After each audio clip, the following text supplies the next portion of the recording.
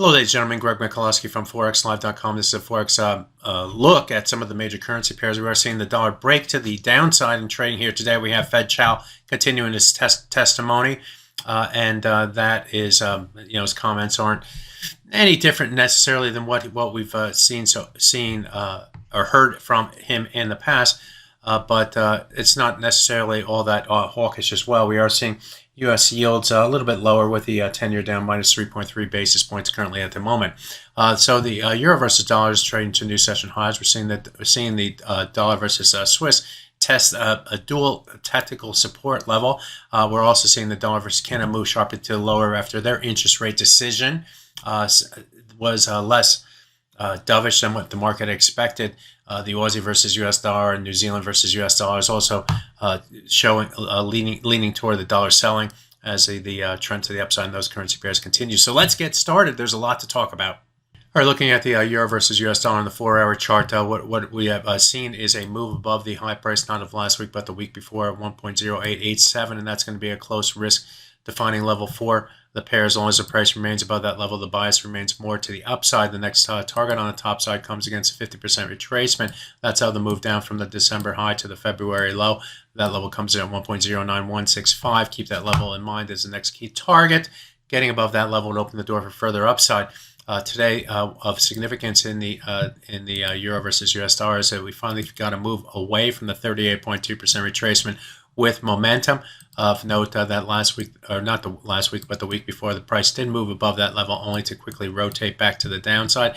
In trading last week, the price came up to that 38.2% retracement, having willing sellers, and earlier this week, the price also came up to the 38.2% retracement and found willing sellers. We had another failed break in trading yesterday, but today we are seeing the market not only break above it, but hold support on this dip right here and moving to the upside. So that is encouraging and has traders looking toward the 50% retracement now at the 1.0916 level.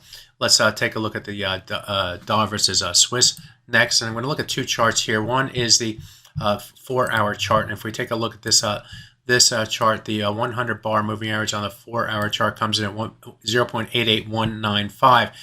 That level held support earlier this week right here, and it also held support right here. So dual support levels on the 4-hour chart against that 100 bar moving average on the 4-hour chart. Now I'm going to transition to the hourly chart, not the 4-hour chart. And if we take a look at this green line right here, this green line represents the 200-hour moving average.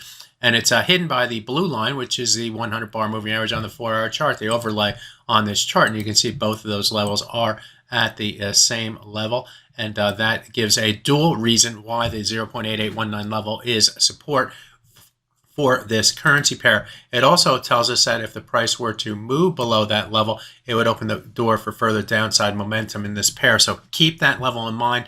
For the dollar versus Swiss, break below the 1.0819 level should open the door for further downside momentum. In trading earlier today, the price fell below the 100-hour moving average. We also fell below the 200-day moving average. I'm going to have the 200-day moving average at 0.8833 as the risk-defining level now for that currency pair. We're currently trading at 0.8820. As long as we stay below the 200-day moving average, I'm going to hope for that the price gets below the 19 level and starts to move further to the downside in the dollar versus Swiss franc. Let's take a look at the dollar versus Canada next. And on the 4-hour chart, earlier video, I spoke to the 100-day moving average. That's the blue line in this chart. Also, the 50% midpoint of the move down from this high to this low right here. That level comes in at 1.35378. And in trading the last couple of weeks, we've seen the price hold support against those levels right through here. But in trading here today, we are seeing the price break below those levels. Why? Because the Bank of Canada was less dovish than what the market had expected and pushed, saying that they want to see inflation come down more, or more signs that the inflation is coming down. So now, where is risk? Now the risk is going to be back at those levels. A 100-day moving average 50% retracement is probably conservative risk now for the dollar versus Canada. As long as we stay below those levels, the bias remains to the downside, and we start to look toward the 200 bar moving average on the 4-hour chart. Also look at the 200-day moving average. Those levels come in at 1.34922 and 1.34796. So be aware, be prepared. Those are the targets on the downside, as long as the price can remain below the 50% retracement 100-day moving average on the top side. New Zealand versus US dollar. This is seeing a sharp move to the upside, and in the process, we are testing this moving averages on the 4-hour chart, including the 100-day, the 200-day moving average. Price is trading in between those two levels now, 0.6126. The 200 bar moving average comes in at 0.6117. The 100 bar moving average comes in at 0.6125. So getting above the higher of those levels at 0.61259 would open the door for further upside potential for this currency pair.